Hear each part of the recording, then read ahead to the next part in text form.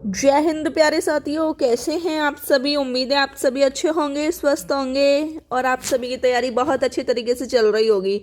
साथियों, आज की क्लास में हम पढ़ेंगे हिंदी। हमारी स्पेशल हिंदी के अंतर्गत आज हमारा एक टॉपिक फिनिश हो जाएगा जिसका नाम है वाच्य। ठीक है। क्लास आपकी 50 होने वाली है। UP police constable, SSC GD और ऑल एग्ज़ाम जिनमें भी आपकी हिंदी आती है उन सब के लिए आपकी ये टॉपिक और पूरी हिंदी बहुत इंपॉर्टेंट है। प्लेलिस्ट में क्लासेस है, आप एक बार क्लासेस को देख लेना। ठीक है। तो साथियों, मैं क्लास को शुरू करती हूँ। वाच्य, ये वाच्य होता क्या है? वाच्य का अर्थ क्या होता है? बोलने का तरीका, जो हम बोलते हैं ना उसी को हम क्या कहते हैं? वाच्य कहते हैं। हिंदी में वाच्य कितने प्रकार के होते हैं? 3 प्रकार के होते हैं। कौन कौन से? कृतवाच्य, कर्मवाच्य, भाववाच्य। ठीक है। 3 विशेष नियम आपको बताऊंगी जिससे आप आसानी से पता लगा लेंगे कि कंडीशन क्या है। ठीक है। यदि कर्ता के साथ विभक्ति चिन्ह आ जाए, विभक्ति मतलब बोले तो कारक, आपको बहुत अच्छे तरीके से पढ़ा चुके हैं। कर्ता ने कर्म को कर्ण से, है ना, ये ने शे, ये क्या होती हैं? विभक्ति होती हैं। और कर्म के साथ एक बार फिर से देखते हैं।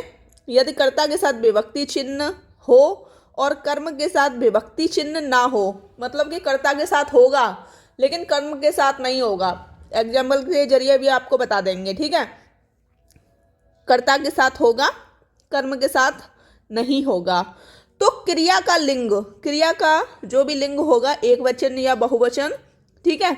तो क्रिया का लिंग और वचन, वचन बोले तो एक वचन या बहुवचन, कर्म के अनुसार होता है। अब थोड़ा आप एग्जाम्पल देख लीजिए। राघव ने खीर खाई, राघव ने खीर खाई। तो इसमें राघव क्या हो गया? राघव हो गया इसमें कर्ता। क्या हो गया? कर्ता। अब थोड़ा आप इसमें देखो, यदि कर्ता के साथ विभक्ति चिन्ह आए, कर्ता ने, विभक्ति चिन्ह आ रहा है? बिल्कुल आ रहा है। अब आप मुझे ये बताओ, राघव क्या है? राघव क्या है? पुरुष है ना, पुल्लिंग है। ठीक है। और एक वचन है या बहुवचन है? तो एक वचन है। ठीक है, समझ गए ना? ठीक है। और कर्म के साथ, इसमें कर्म क्या है? खीर, खीर क्या है? कर्म, खीर क्या है? कर्म। कर्म के साथ कोई विभक्ति आ रही है? नहीं आ रही। जैसे राघव ने हमारी विभक्ति है, कर्म के बाद कोई विभक्ति नहीं आ रही। और क्रिया का लिंग, अब आप मुझे ये बताओ, ये खीर एक वचन है या बहुवचन है? खीर क्या है? खीर आपकी स्त्रीलिंग है, स्त्रीलिंग है और एक वचन है ना। खीर क्या है? एक वचन है और स्त्रीलिंग है। अब बात आ रही है क्रिया के साथ। ये क्रिया खाई है ना, तो आप यहाँ लिख लीजिए क्रिया। ठीक है। क्रिया क्या है? खाई। क्या है आपका? स्त्रीलिंग। किसके अनुसार है ये? कर्म के अनुसार है। स्त्रीलिंग और एक वचन। ठीक है। एक बार आपको फिर से समझा देती हूँ।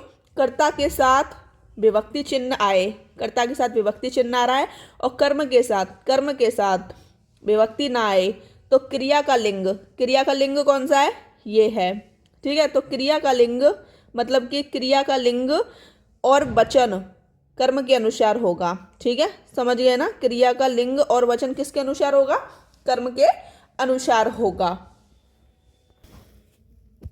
साथियों, आपका दूसरा पॉइंट है, यदि कर्ता विभक्ति सहित हो, मतलब कर्ता के साथ विभक्ति हो और कर्म भी विभक्ति सहित हो और कर्म के साथ भी विभक्ति हो। ठीक है, समझ रहे हो ना मेरी बात को?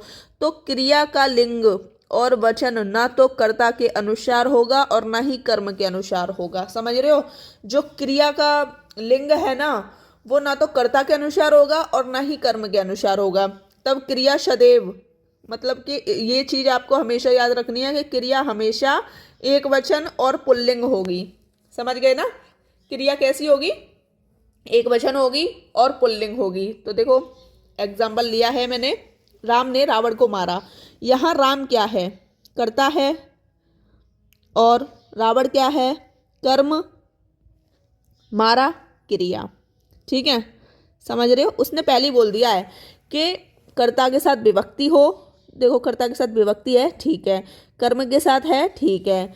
तो उसने क्या बोला है, कर्ता और कर्म के साथ विभक्ति हो तो जो हमारी क्रिया है ना वो सदैव कैसी होगी, वो हमेशा कैसी होगी, क्रिया एक वचन होगी और पुल्लिंग होगी। ठीक है, ये कंडीशन आप समझ गए। बिल्कुल। अब आप देख लो, राम क्या है, पुल्लिंग है, एक वचन है। रावण क्या है, पुल्लिंग है, एक वचन है।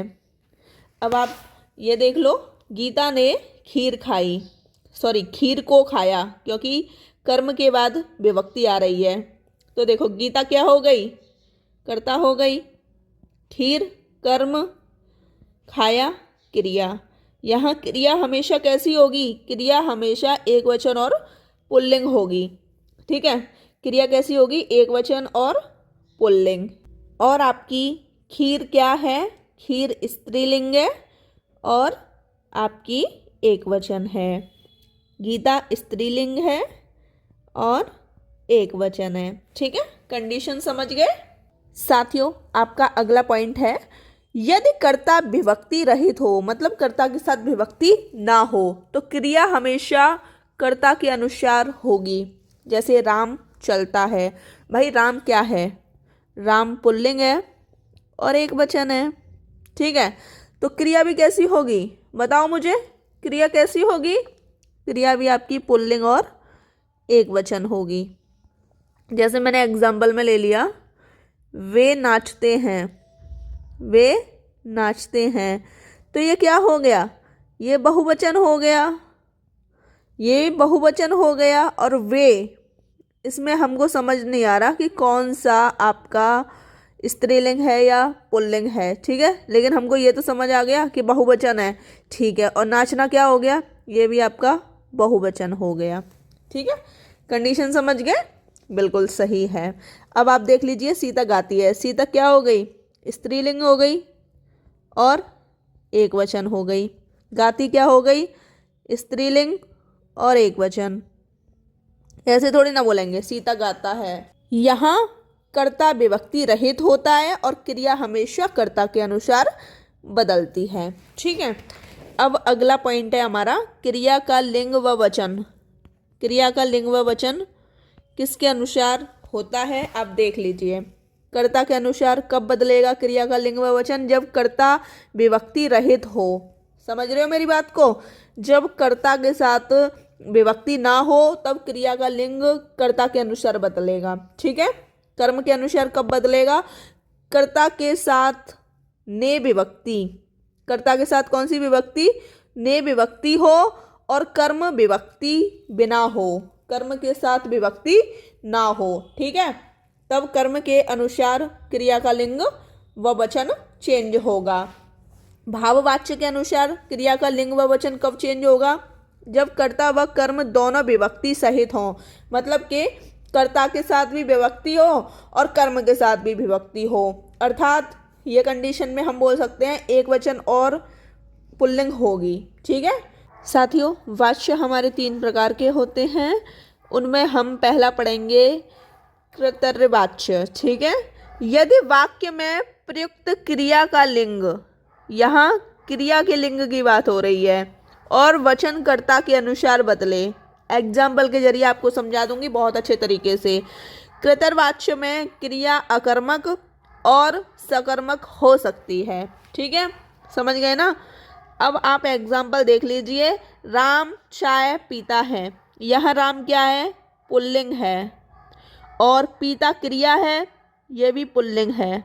भाई क्रिया किसके अनुसार चेंज हो रही है, राम के अनुसार। और ये क्या है, देखो राम हमारा कर्ता है ना, और चाय कर्म है और पीता क्रिया है।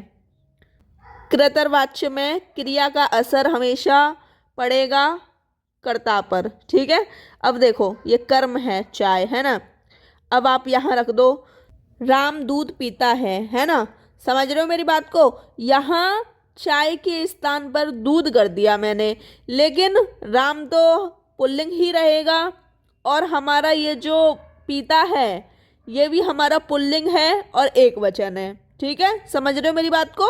यहाँ पर क्रिया का असर कर्ता पर पड़े वही आपका कृतवाच्य है। अब आप अगला देखो, सीता दूध पीती है। दूध दूध पिए, चाय पिए, कुछ भी पिए, है ना।